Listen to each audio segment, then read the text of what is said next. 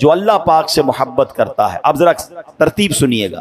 جو اللہ پاک سے محبت کرتا ہے وہ قرآن سے محبت کرتا ہے. جو قرآن سے محبت کرتا ہے نبی پاک فرماتے ہیں وہ مجھ سے محبت کرتا ہے. جو مجھ سے محبت رکھتا ہے وہ میرے اصحاب اور قرابت داروں سے محبت رکھتا ہے.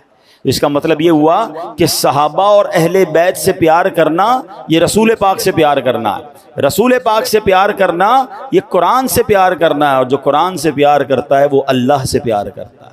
تو ہمیں قرآن کو بھی تھامنا ہے, سنت کو بھی تھامنا ہے, اور اصحاب و اہل بیت سے بھی پیار کرنا ہے. ایک بڑی آج کل کے زمانے میں ایک عجب سا فینومینا چل پڑا ہے کہ کچھ لوگ صرف صحابہ کی بات کرتے ہیں, اہل بیت کی بات نہیں کرتے. کچھ لوگ صرف اہل بیت کی بات کرتے ہیں, صحابہ کی بات نہیں کرتے. ایسا نہیں ہونا چاہیے. یہ دونوں ہماری آنکھیں ہیں. ہاں, یہ ہمارے سر کے تاج ہیں. یہ نبی پاک کے ساتھ ہی ہیں. ہم کیسے کہ ان کے بارے میں کوئی مائنس بات اپنے ذہن میں لا سکتے ہیں؟ ٹھیک ہے, پہلے دو حدیثیں سنیے گا. سرکار دو عالم علیہ الصلوۃ والسلام اپنے صحابہ کے بارے میں کیا کہتے ہیں؟ اصحابی کالنجوم فبأیہم اقتدیتم اہتدیتم. میرے صحابہ ستاروں کی مانند ہیں, ان میں سے جن کی بھی اقتدا کرو گے ہدایت پا جاؤ گے.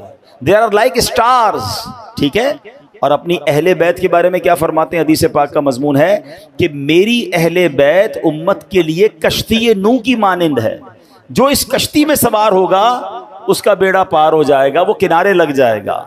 اب سبحان اللہ غور کیجئے, صحابہ کیا ہیں؟ ستارے ہیں, اور اہل بیت کیا ہے؟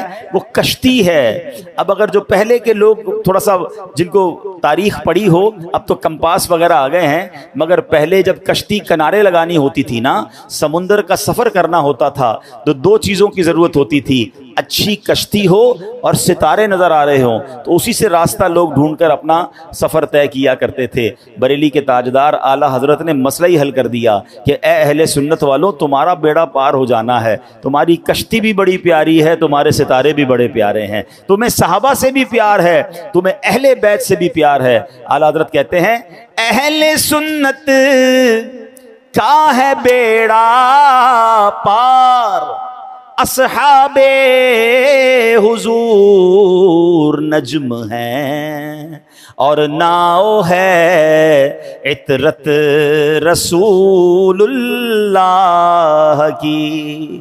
اصحاب حضور نجم ہیں, ستارے ہیں, اور ناؤ ہے عطرت رسول اللہ کی. تو اپنے دل میں اصحاب و اہل بیت کی محبت خوب بڑھائیے.